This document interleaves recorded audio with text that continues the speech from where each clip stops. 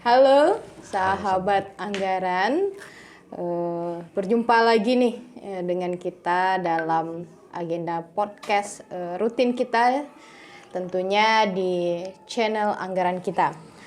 Baik, Assalamualaikum warahmatullahi wabarakatuh. Selamat pagi, selamat hari Jumat, salam sehat kepada kita semua. Tentunya menghimbau untuk selalu menjalankan protokol kesehatan karena kita masih bersama-sama berjuang untuk melawan pandemi. Insya Allah kita sama-sama doakan dan ikuti peraturan pemerintah agar pandemi segera hilang. Baik, untuk mengawali podcast kali ini, izinkan saya berpantun tentunya, begitu ya. Emak-emak menanam padi, anak dara bermain rebana. Berjumpa kembali bersama kami dalam podcast anggaran kita. Tepuk tangan dong. Baik, kali ini saya Sartika ya. Nanti saya perkenalkan teman saya gitu ya. Menemani mungkin kejenuhan teman-teman melalui channel ini yang nantinya akan ditonton begitu ya. Hari ini bincang-bincang santai begitu. Tapi bincang-bincang santai yang berisi begitu. Terkait problematika pemerintah kita hari ini gitu ya. Nah, kali ini kita akan membahas soal laporan hasil pemeriksaan BPK begitu ya. Nah, kita akan melihat gitu ya kan sejauh mana akan adanya temuan di dalam LHP tersebut yang nanti dijelaskan oleh bukan narasumber tapi pakar gitu ya, pakar Fitra Riau gitu ya kan, gitu. Baik, teman-teman, langsung saja mungkin gitu ya kan, daripada penasaran, mari sama-sama kita jemput gitu ya seorang pakar advokasinya Fitra Riau gitu ya, yang selalu memberikan kritikan yang pedas gitu, terus tapi tentunya memberikan solusi dan rekomendasi pada pemerintah Provinsi Riau. Baik, kita jemput Bung Taufik, Bung atau Bang aku panggilnya. Bisa Bung? Bisa Bung Bang. saja lah, kalau Bang kan tuan dirimu kan? Oh gitu pula. Ya, Bung Taufik. Bang Taufik ini adalah manajernya advokasi Fitra Riau begitu ya, Pik ya? Oke. Kemarin sudah terlaksananya tracking LHP BPK begitu ya. Nah, menurutmu nih gitu ya kan, dari hasil tracking itu gitu ya kan, bisa nggak mau menjelaskan hasil trackingmu itu biar teman-teman sahabat anggaran ini juga paham gitu ya kan, apa saja hasil tracking yang mu tracking kemarin gitu yang bisa diberikan informasi kepada sahabat anggaran ini. Mu tracking dari tahun berapa kemarin? Ya, sebenarnya bukan saya yang tracking ya, Ya, tapi tuh. teman-teman divisi ya, ada iya. situ Cik Tika juga. Nah, tapi Cik Tika, Iya. hasil dari apa ya, kalau kita bahas hasil tracking Jumat hari ini, memang apa ya, sangat menggelakkan kepala kita ya, menegangkan kepala kita, karena temuannya itu sangat fantastis besar, Tik. Apanya yang besar nih? Kalau kita lihat temuan audit LHP BPK-nya. Nah, kalau kita lihat ya, ini daerah ya. Provinsi Riau dan 12 kabupaten kota yang dilakukan di tracking oleh kawan-kawan Fitra ya, divisi advokasi. Itu ada sekitar 977 milik provinsi dan 12 kabupaten kota.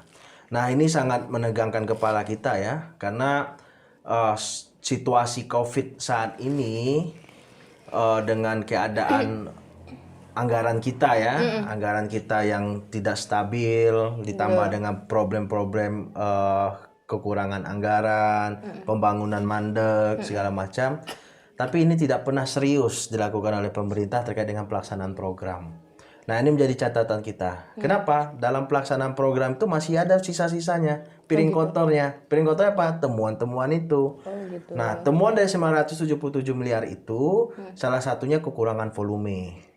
Nah, kalau Citika misalnya melihat ada berapa yang dibangun ya, misalnya menjadi kebijakan pemerintah dalam pembangunan infrastruktur, misalnya pembangunan jalan, ya kan? Nah, itu ada meninggalkan piring kotor, misalnya kekurangan volume. Di situ kalau kekurangan volume, kalau kita kaji lebih mendalam, kekurangan volume itu berpotensi terhadap kerugian negara. Begitu. Nah, itu menjadi sebuah catatan kita.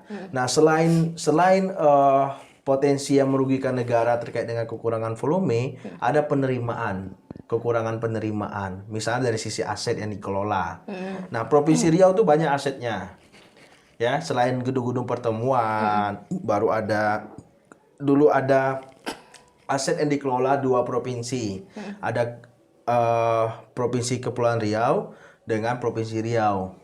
Gedung BPP namanya, gedung apa itu, gedung pusat apa gitu kan, nanti bisa Tika atau sahabat anggaran bisa mencari tahu gedung apa itu. Nah, dari hasil itu kita melihat bahwasanya banyak yang kurang penerimaan dari itu. Nah, itu berdampak pada pendapatan ya, soal aset itu. Nah, itu menjadi catatan kita. Nah, kesalahan-kesalahan administrasi juga ada. Misalnya kesalahan administrasi soal pengurangan pembayaran, misalnya pembayaran perjalanan dinas tidak semestinya, ya kan? Seharusnya 1 orang yang harus berangkat tapi 2 orang. Nah, itu seperti itulah hasil-hasil teman-teman kita. Dan juga ada berdasarkan permasalahan administrasi ya, kerugian berpotensi administrasi yang tidak berpotensi pada finansial ya, finansial.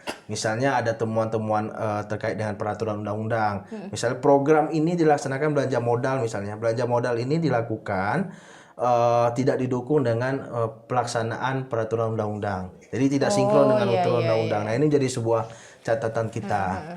Nah, Citika, selain itu Citika, kalau kita lihat misalnya tren ya, kenapa saya agak menegakkan kepala?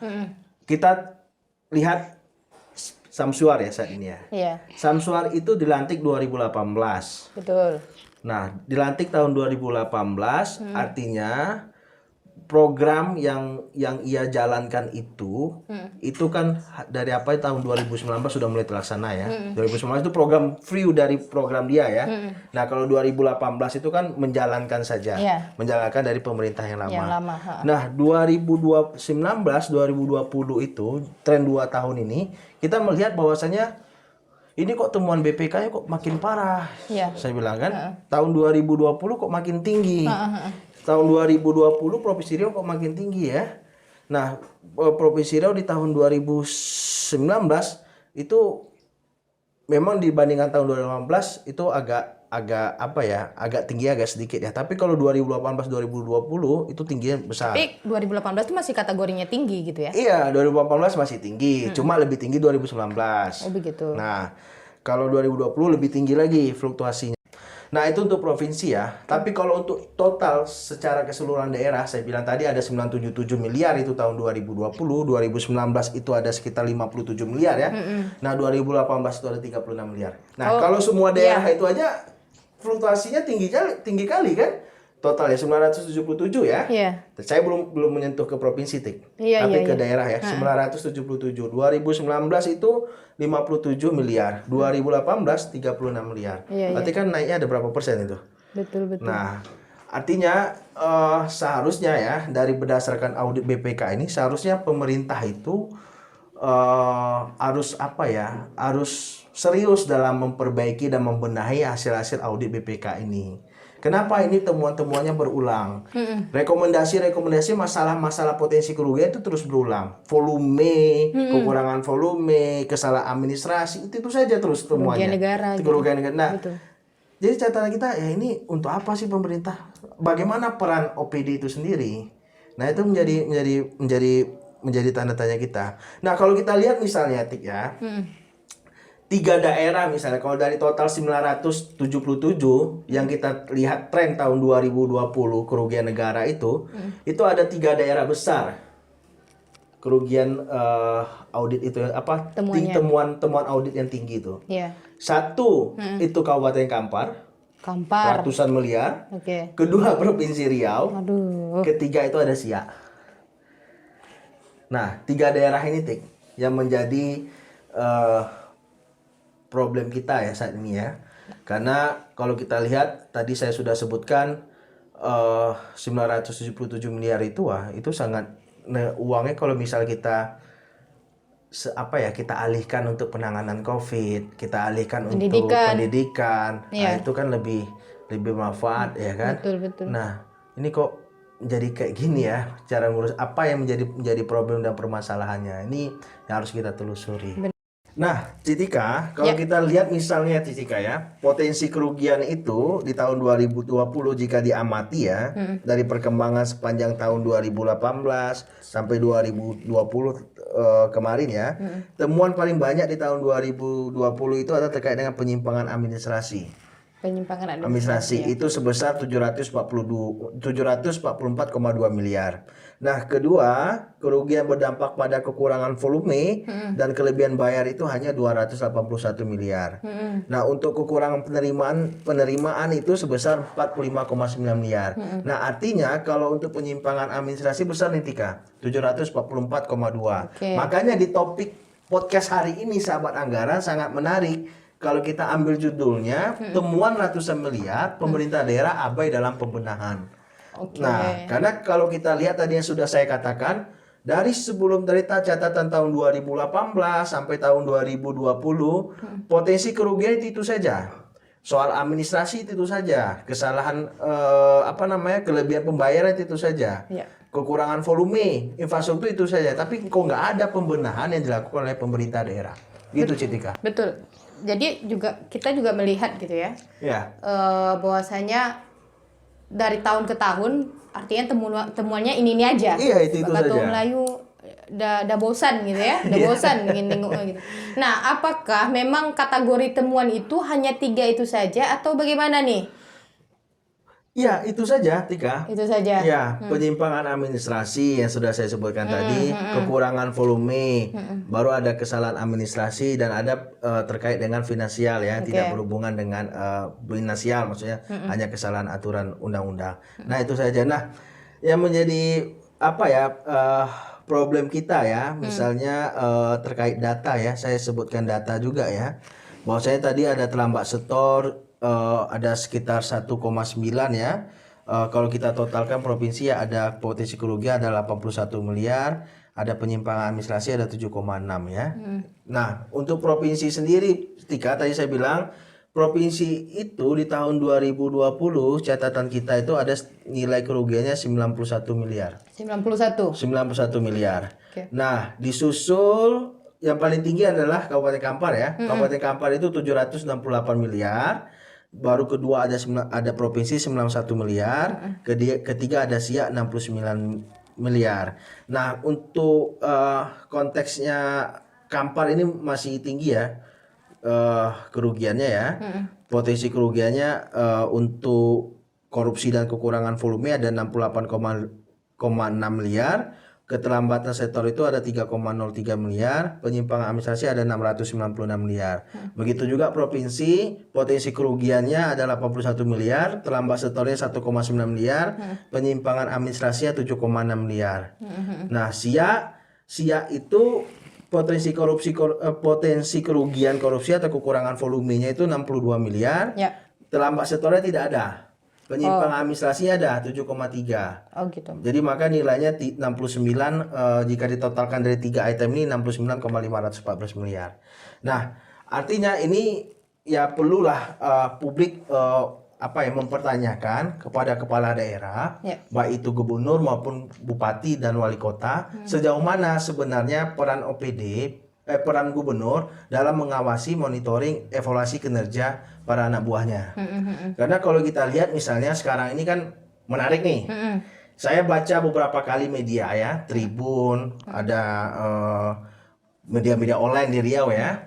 Bahwasanya saat ini Provinsi Riau itu lagi dalam proses evaluasi evaluasi eselon 2 bukan asesmen ya. Evaluasi eselon 2. Nah, ini menjadi catatan menarik juga bagi kita semua ya. Momen ya, Catatan menarik dan momen yang kita tunggu-tunggu bahwa Pak Gubernur Pak Samsuar menginstruksikan sekdanya untuk bisa benar-benar menjadikan momentum evaluasi eselon 2 ini sebagai momentum yang sangat serius ya. Karena kalau kita lihat dari catatan Fitra ya, kemarin dilantik itu seluruh eselon 2 itu kalau tidak salah saya di tahun 2019 ya.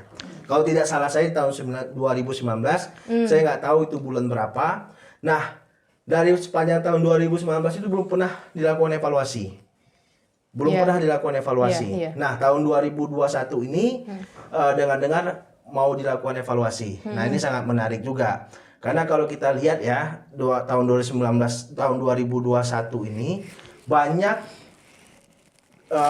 pejabat eselon 2 itu yang tersangkut kasus korupsi. Ya, betul. Terduga kasus korupsi ya, tersangkut dan terduga kasus korupsi. Iya. Kalau tersangkut ada yang sudah ditersangkakan. Betul. Kalau terduga masih dalam proses Ya. pemanggilan oleh kejaksaan, pemanggilan oleh kepolisian. Betul. Akhir-akhir ini kalau kita dengar di media, ada beberapa kepala dinas yang dipanggil oleh pihak kejaksaan ya. Sebut saja kepala dinas SDM. Saya nggak tahu kasusnya apa. Nanti publik sahabat anggaran bisa meng-cross check di media. Betul. Baru terakhir kemarin juga ada kasus kepala biro sekda ya, dipanggil juga di kejaksaan, tapi statusnya apakah itu sudah tersangka saya tidak tahu. Yeah. Nah, momentum itu harus diambil oleh sekretariat daerah, harus bisa mengevaluasi bagaimana kinerja ini, dan itu bisa dihubungkan dengan permasalahan audit temuan di BPK ini sebagai evaluasi. Betul. Karena kalau kita lihat catatannya, Tika, bahwasannya ada berapa dinas yang temuan-temuannya di tahun 2020 yang harus dikoreksi ya, paling banyak temuan ya, 1 sampai 6 temuan ya. Salah satunya misalnya saya sebutkan aja ya. Ada Dinas PUPR ya. Dinas PUPR itu paling banyak temuan tuh, Tika. Bener. Karena ladang basahnya di situ. Kalau ladang basah, karena persoalan masalah dasar di situ. Iya. Ya, kekurangan volume, Betul. baru Persoalan pembangunan administrasi, tidak ya. sesuai dengan apa. Kerugian. Nah, itu harus dievaluasi oleh pejabat eselon 1 yaitu Sekda ya. Artinya begini, menurut yang kutangkap darimu tadi itu, kepala daerah dengan momentum evaluasi eselon 2 ini, nah berkaca pada temuan yang ada, yang sudah kita lihat di LHPB PPK itu, ya maksudnya yang banyak temuan di dinas mana begitu ya. Kepala dinasnya dilakukan evaluasi, kok dievaluasi. ini dari tahun ke tahun ini saja nih gitu ya, benar. kan yang terjadi begitu ya. Nah begini Pik, nah kan kita men-tracking ini bareng-bareng, tapi kan baratnya yang merangkum semua kan dirimu nih sebagai manajer advokasi. Nah, menurutmu dari hasil input teman-teman nih gitu ya kan, staff manajer advokasi ini, dari kacamatamu sendiri lah gitu kan, apa yang terfikir dirimu dengan hasil tracking ini gitu? Peningkah atau macam mana gitu?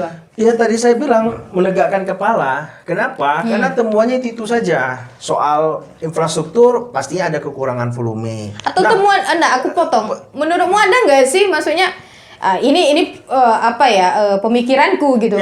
Apakah temuan itu sengaja dibuat begitu-begitu saja atau macam mana nih gitu? Ya saya nggak tahu. Karena dari tahun ke tahun ya. Soal kesengajaan saya nggak tahu ya. Mungkin bisa jadi persoalan di lapangan ya, sumber daya oknum ya, apa petugas pengguna anggarannya ya, bisa jadi di situ ya. Karena seharusnya misalnya dalam pembangunan infrastruktur yang tadi banyak kita temukan ya, misalnya di Dinas PUPR ya, banyak temuan itu, seharusnya dalam membangun sebuah pembangunan itu harus benar-benar perencanaannya, harus dilihat kondisi daerahnya, harus dilihat kondisi tempat yang mau dibangun, tempat yang mau dibangun, atau kalau itu lahan gitu ya, kondisi tanahnya seperti apa, gambut kah atau rawa kah atau bagaimana, itu harus dilihat. Karena kalau misalnya kalau tidak hanya memperhatikan sembarangan saja dalam proses perencanaan itu, pasti nanti dampaknya akan berefek pada temuan-temuan. Dan bisa jadi nih Tika, ini temuan LHPBPK ini itu juga sebagai dasar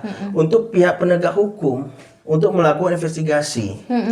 Nah, jangan sampai audit LHPBPK ini, banyaknya temuan-temuan ini menjadikan ladang basah bagi penegak hukum. Ya begitu kan. Nah, itu jadi kan bukan ladang basah. Ya itu karena ada temuan-temuan kasus di situ kan. Nanti jangan sampai begitu. Takutnya 86 gitu ya.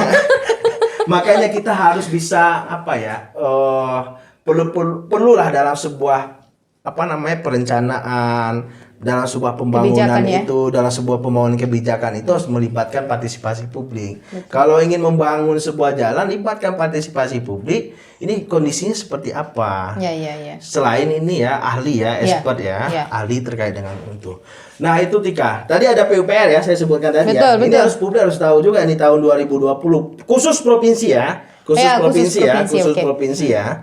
Itu ada PU, baru kedua ada dinas pendidikan, ada dinas kesehatan. Nah, dinas kesehatan mungkin kalau saya lihat itu ada masalah terkait dengan COVID ya. Ada masalah COVID, tapi itu lebih banyak ke penyimpangan administrasi sih, Kan penyimpangan sudah administrasi. ada satu yang dijemput kan? Ya, itu di Meranti ya. Iya. Di Meranti. Sudah ada yang dijemput, itu guys. Di Meranti. Nah, di Meranti baru ada Bapeda, Bapenda, baru ada DP PMPTSP, ada sekretariat daerah, ada sekretariat dewan. Nah, sekretariat dewan ini permasalahannya kalau saya lihat dari nomenklatur item temuannya itu apa Tika? Soal perjalanan dinas. Nah, pembayaran perjalanan dinas yang tidak semestinya.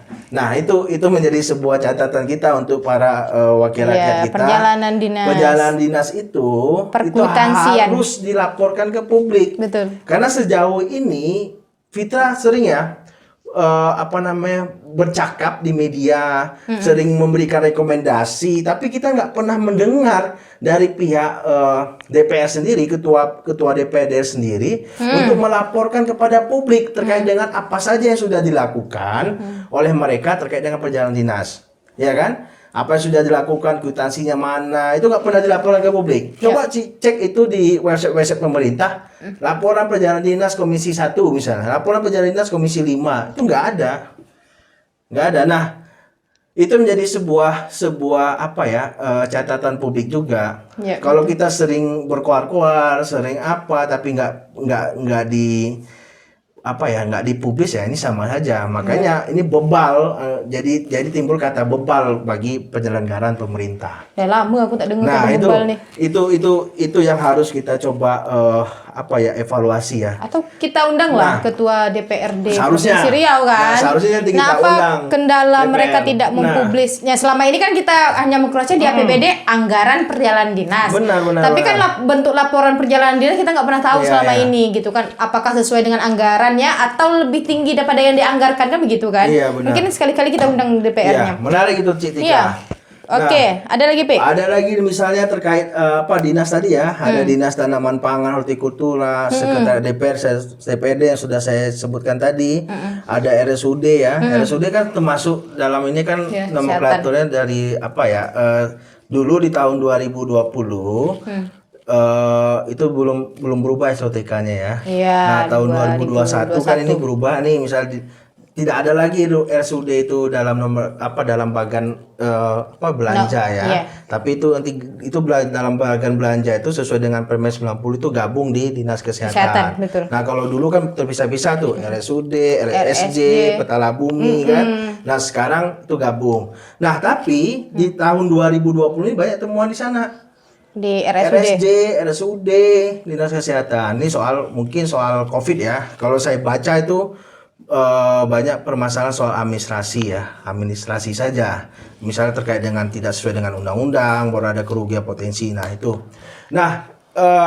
dinas-dinasnya Tika, nanti bisa kita tampilkan nanti sahabat anggaran bisa mengecek.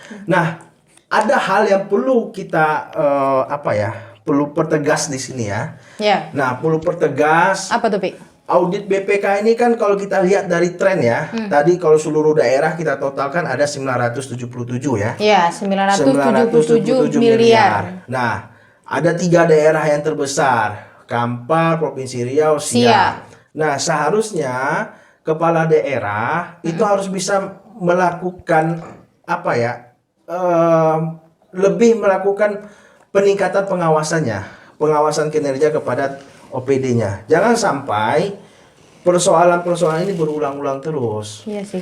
Ya, apalagi dinas-dinas yang menjadi potensi indikasi kuat korupsi kan banyak dinas nih. Salah satu dinas PU itu kan ladang proyek di situ. Betul. Ya. Baru ada kalau pandemik itu ada dinas kesehatan. Nah, itu harus dilakukan monitoring yang mendalam dan libatkan benar itu inspektoratnya.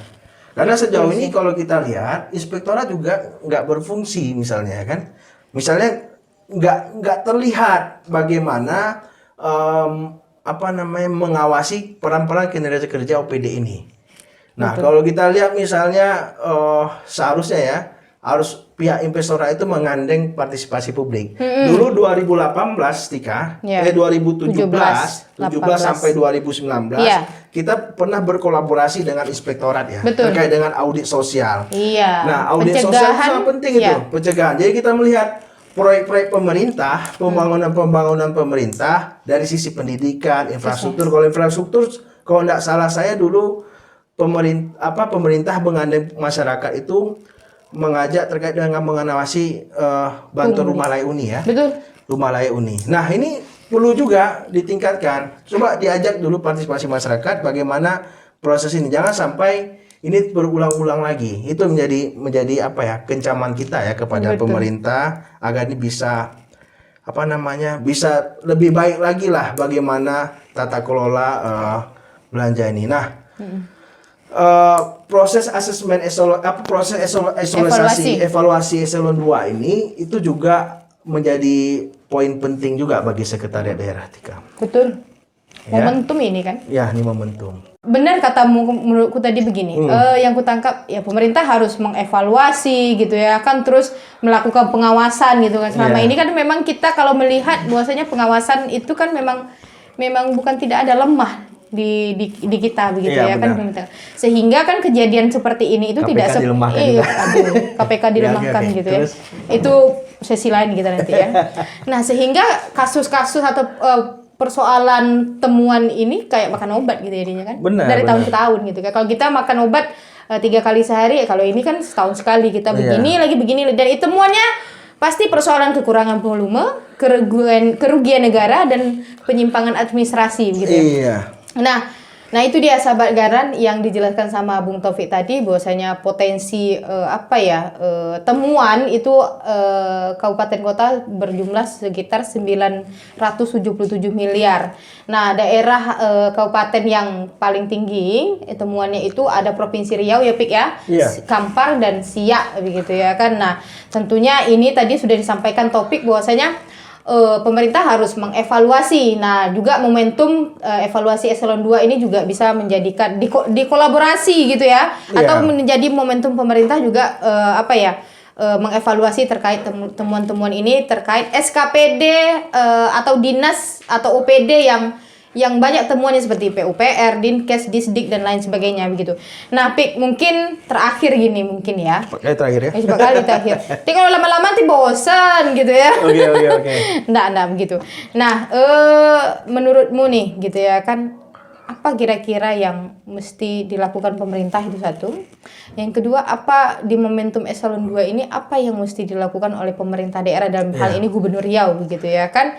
Terus yang ketiga nih, aku bertanya bukan ingin membandingkan gitu ya kan, tapi menurutku dari trenmu tadi yang kamu sampaikan tadi itu dan pemerintah yang dahulu dengan sekarang itu ada nggak perbedaan terkait mungkin itu mengevaluasi terkait LHP ini atau bagaimana menyikapi temuan-temuan di LHP BPK ini dari pemerintah yang dulu, periode yang dulu ya dengan yang sekarang berjalan, menurutmu seperti apa gitu?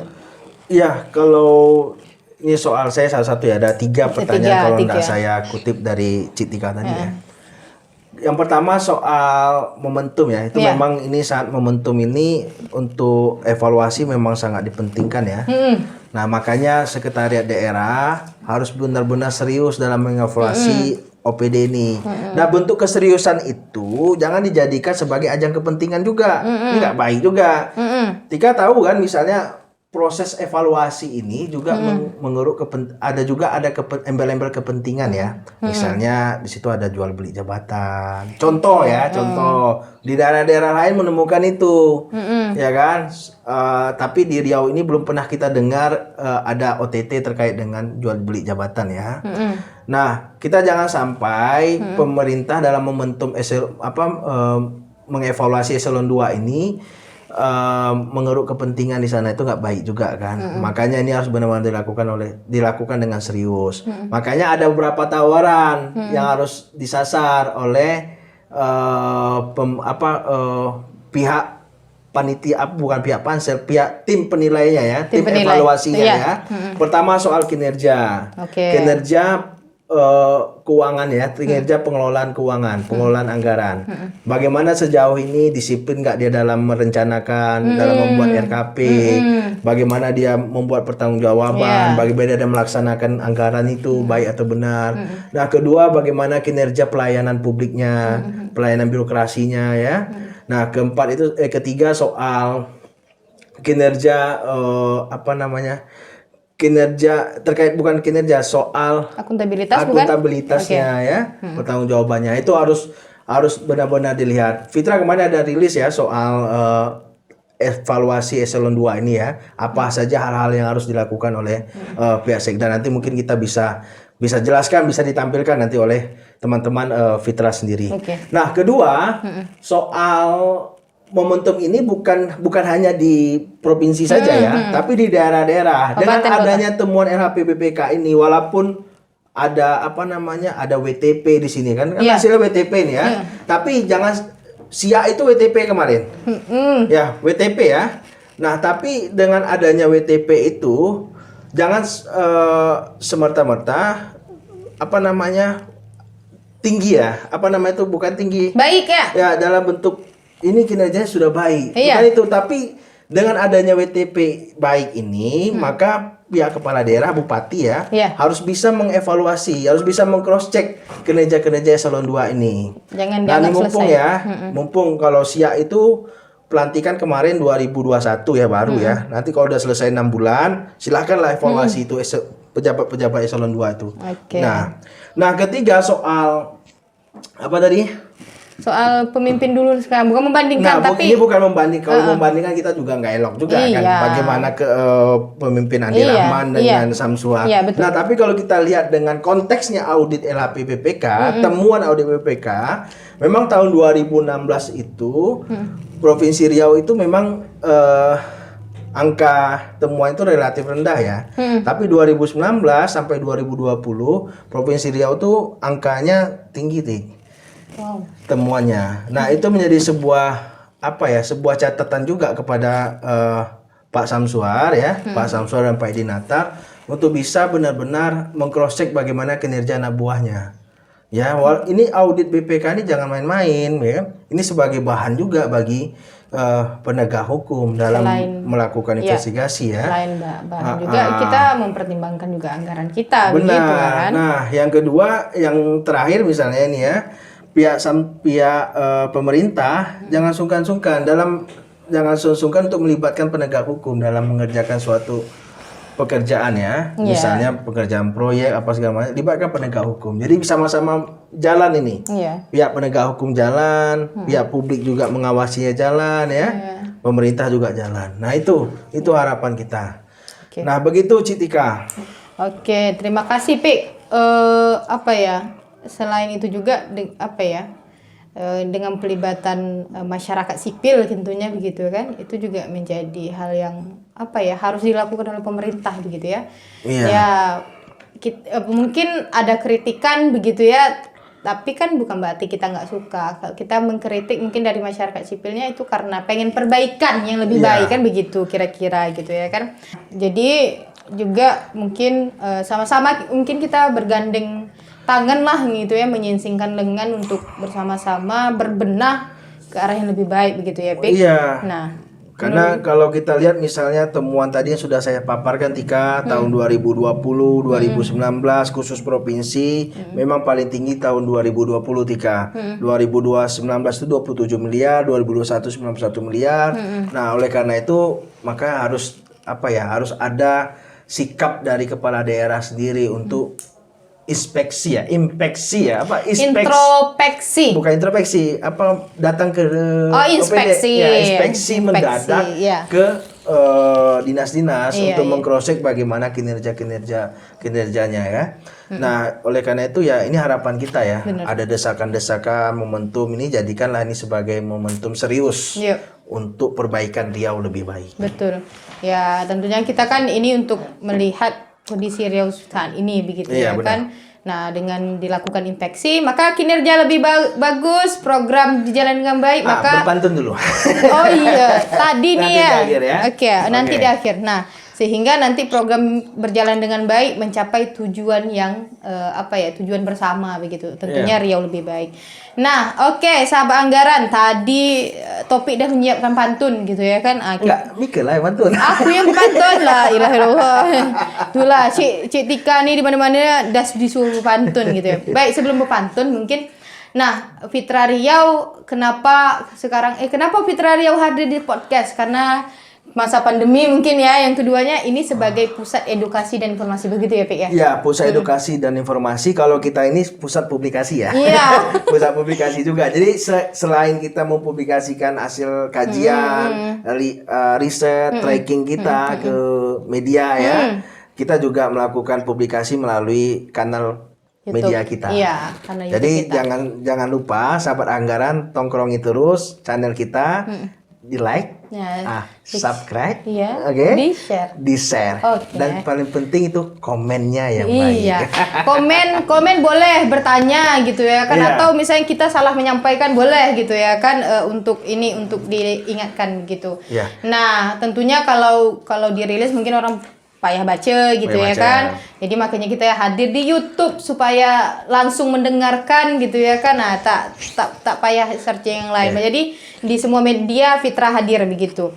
Nah, mungkin itu ya sahabat anggaran, bincang santai kita kali ini bersama Bung Taufik gitu ya, terkait temuan LHP BPK gitu ya kan. Nah, sebelum penutup nih Pik, aku nak minta kau berpantun. Coba berpantun. Aku pula berpantun. Tak berpantun adik kau. Kan dah Tadi tadi kau yang buat. berpantun. Oh, ya udah saya mewakili topik ya. Jadi ini pantun terkhusus untuk kita semua gitu, masyarakat Provinsi Riau sekaligus pemerintahnya. Budaya Melayu menjadi khazanah. Asik. Untuk dilestarikan zaman ke zaman. Oke. Mari bersama kita berbenah gitu ya kan, untuk Riau lebih maju ke depan. Oke, mantap Cik begitu. Tika. Oke lah. Sampai jumpa sahabat anggaran. Saya juga yang nutup ya, karena sama Sama host. Di lain waktu kita akan mempublikasikan hasil kajian kita. Silakan Tika. Oke, itu tadi bincang santai kita bersama saya Cik Tika dan Bung Taufik dari Manajer Advokasi. Sampai jumpa di lain sisi, tentunya nanti diisi sama teman-teman manajer knowledge gitu ya kan. Kita akan bagi-bagi bagi-bagi session gitu ya kan. Jadi kali ini kami berdua memohon maaf ya Pik ya. Ya. Jika misalnya dalam penyebutan nama, penyebutan mungkin lembaga ataupun lain-lain sebagainya terdapat kesalahan atau kesilapan tingkah, perilaku, ucapan begitu ya Pik ya. Kami mohon maaf walaupun ini belum lebaran begitu ya. Oke, kami tutup dengan Assalamualaikum warahmatullahi wabarakatuh.